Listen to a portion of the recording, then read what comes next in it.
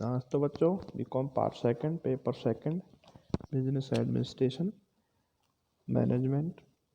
तो हमने पढ़ा था प्लानिंग के अर्थ, प्रकृति और उसके उद्देश्य। अब हम पढ़ेंगे इसके क्षेत्र और घटक के संबंध में।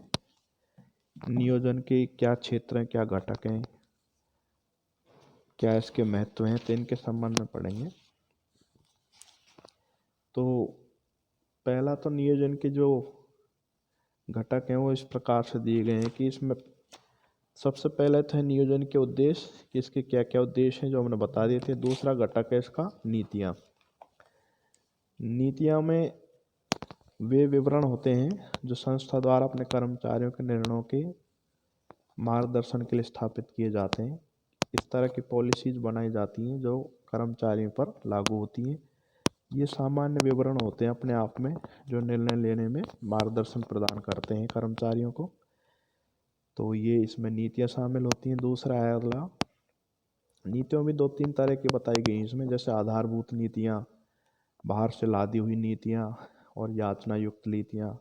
आधारभूत तो वो होती हैं जो उच्च प्रबंधकों द्वारा बनाई जाती हैं, और बाहर से लादी हुई नीतियाँ वो होती हैं जो किसी संगठन या संस्था या सरकार के द्वारा संस्था पर लादी गई होती हैं। और याचना युक्त कुछ ऐसी नीतियाँ होती हैं जो कोई विशेष समस्या उत्पन्न हो जाए तो उस समय कुछ सुनवाई के लिए कुछ नीतियाँ बनाई जाती हैं। तो ये तीन तरह की नीतियाँ भी दी गई हैं।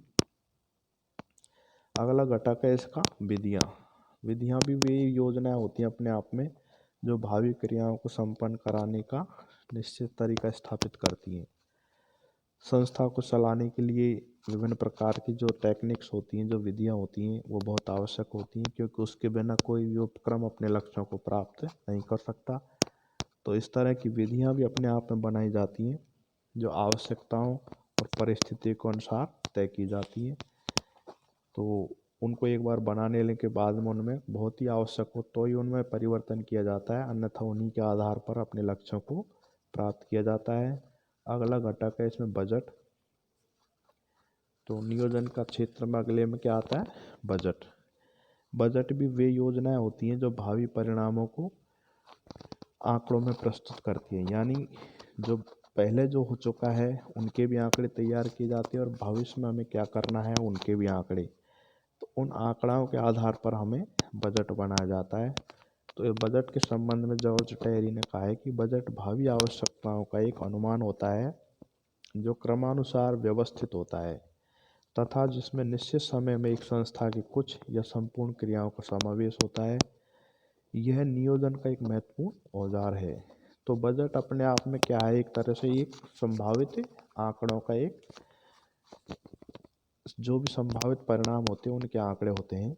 तो ये बजट की पिछली बार इतना व्यय किया गया था या पिछली बार हमने इतने आय प्राप्त की थी, तो इस साल हमें या इस बार हमें ये प्राप्त करना है। तो इस तरह से जो भी निर्धारित लक्ष्य हैं उनको उनकी आंकड़ीय व्यवस्था होती है, उसे बजट बोलते हैं। फिर है व्यू रचना, यानी किस तरह से हमने जो व्यू बनाया हुआ है अपने लक्ष्य को प्राप्त करने के लिए, जो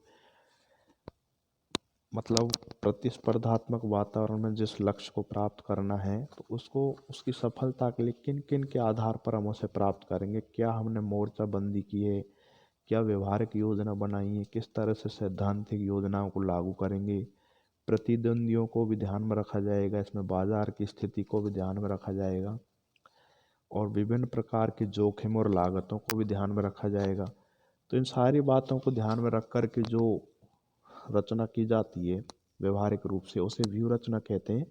मैकफॉरलैंड ने इसी को ही कहा है कि जो हम नीतियाँ बनाते हैं अपने लक्ष्य को प्राप्त करने के लिए, तो उनको व्यवहारिक रूप से किस तरह से लागू करते, उन्हीं को व्यू रचना कहा गया है। अगला है इसमें फिर नियम। नियम भी इसी तरह के होते हैं जो एक विशिष्ट स्थिति में किसी विशिष्ट कार्य को करने के लिए किए जाते हैं, जैसे कि नीति, कार्य पद्धति तथा कार्य विधि। तो ये इनसे थोड़ा सा भिन्न होते हैं। जैसे नीतियाँ तो नियमों से विस्तृत होती हैं, नीति तो किससे बंधी होती है, नियमों से। नियम को अक्षर से लागू करने का प्रयास किया जाता है। नीतियाँ तो किसी कार्य को तैयार करने के लिए जब पॉलिसीज बनाई जाती हैं तो वो क्या होती हैं, नीतियाँ होती हैं। लेकिन किसी नियम को अक्षर से पालन करना, जैसे तय कर दिया गया है कि ये इतना हमें प्रयास इतनी चीज़ें का उत्पादन करना है या इस वित्त वर्ष में हमें ये चीज़ें प्राप्त करनी है, तो उसको अक्षर से पालिश करने का प्रयास किया जाता है। यानी कि कोशिश की जाती है कि जो लक्ष्य निर्धारित किया जाता है उन्हें प्राप्त किया, तो ये नियम होते हैं। जबकि नीतियों में क्या होता है कि थोड़ा बहुत फेरबदल भी किया जा सकता है। यदि किसी नियम का पालन नहीं किया जाता है तो एक निश्चित दंड भुगतना पड़ता है, अर्थात नियम जो बने होते हैं वो विधेयात्मक होते हैं। अगर उनका पालन नहीं किया जाता है तो उन पर उनका नकारात्मक प्रभाव पड़ता है, दंडात्मक या सुधारात्मक प्रयास किए जाते हैं। जबकि नीति का पालन करने पर इस तरह का कोई दंडात्मक प्रावधान नहीं होता है। यही फर्क नियम और नीति में होता है। कार्यविधियाँ, कार्यविधि में नियोजन के एक महत्वपूर्ण तत्व माना जाता है। किसी भी कार्यविधि को करने हेतु निर्धारित की गई क्रमागत चरणों की श्रृंखला होती है। कार्यविधि में क्या होती है कि किसी भी लक्ष्य या कार्य को करने के लिए जो तरीके अपनाए जाते हैं वो अपने आप में एक चरणबद्ध तरीके से होते हैं या क्रियाविधि तरीके से होते हैं, क्रमागत चरणों के। पहले स्टेप पे हमें ये प्राप्त करना है, दूसरे स्टेप पे ये, तीसरे स्टेप पे ये, चौथे चरण में ये। तो इस तरह से विभिन्न चरणों की क्रमबद्ध श्रृंखला होती है जिसे हम कार्यविधियाँ कहते हैं। जॉर्ज आर टेरी ने भी इसके संबंध में कहा है कि कार्यविधि संबंधित क्रियाओं की एक श्रृंखला होती है जो काल क्रम में एक अनुक्रम का निर्माण करती है तथा यह किसी भी कार्य के निष्पादन को निर्धारित करती है। कि ये अपने आप में एक चरणबद्ध तरीके की क्रियाविधि होती है जो किसी भी कार्य को अंतिम रूप तक पहुंचाने की श्रृंखला होती है। तो कार्यविधि में छोटी छोटी विभिन्न प्रकार की कार्यविधि होती हैं चरणबद्ध तरीके से लक्ष्य को पूरा करने के लिए। अगला है प्रमाप। प्रमाप में अपने आप में क्या होता है कि एक तुलनात्मक पत्र होता है, एक तुलनात्मक की जाती है, एक मापदंड होता है, निर्धारित निश्चित मापदंड होते हैं कि हमने जो कुछ प्राप्त किया गया है वो किस हद तक हमने निर्धारित लक्ष्यों के अनुसार किया है या नहीं किया गया है, तो उसके अपने मापदंड होते हैं। इसी प्रमाप के आधार पर कार्य निष्पादन या परिणाम की तुलना की जाती है। जो भी हमने प्राप्त किया गया है उसका पिछले, तो प्रमाप की जब हमने कोई प्राप्त की है कोई चीज़ तो उसकी तुलना पिछले वर्ष में या पिछले समय में जो चीज़ प्राप्त की गई है उससे उसकी तुलना की जाती है। तो उसकी तुलनात्मक जो विवरण होता है वो अपने आप में एक प्रमाप होता है कि जितनी इकाइयाँ हमने पिछले वित्त वर्ष में प्राप्त की थी और इतनी इकाइयाँ इस वित्त वर्ष में प्राप्त की हैं, तो इनमें जो तुलनात्मक अंतर है तो वो अंतर ज्ञात करने की जो विधियाँ हैं वो प्रमाप कहलाती हैं। अगला बिंदु है इसका कार्यक्रम। कार्यक्रम वह योजना होती है जिसमें उन सभी क्रियाओं का व्यवस्थित क्रमबद्ध विवरण होता है जिनसे किसी विशिष्ट कार्य या उद्देश्य की पूर्ति की जाती है। तो ये भी अपने आप में एक प्लान होता है, एक योजना होती है जिसमें विभिन्न प्रकार की क्रिया और क्रियाविधियों को क्रमबद्ध तरीके से विवरण तैयार किया जाता है कि इतने समय में ये काम कंप्लीट कर लिया जाएगा, इस समय तक ये कार्य संपन्न कर लिया जाएगा। तो कार्यक्रम को संस्था की नीतियों में बतलाई गई मार्गदर्शक बातों के आधार पर तैयार किया जाता है।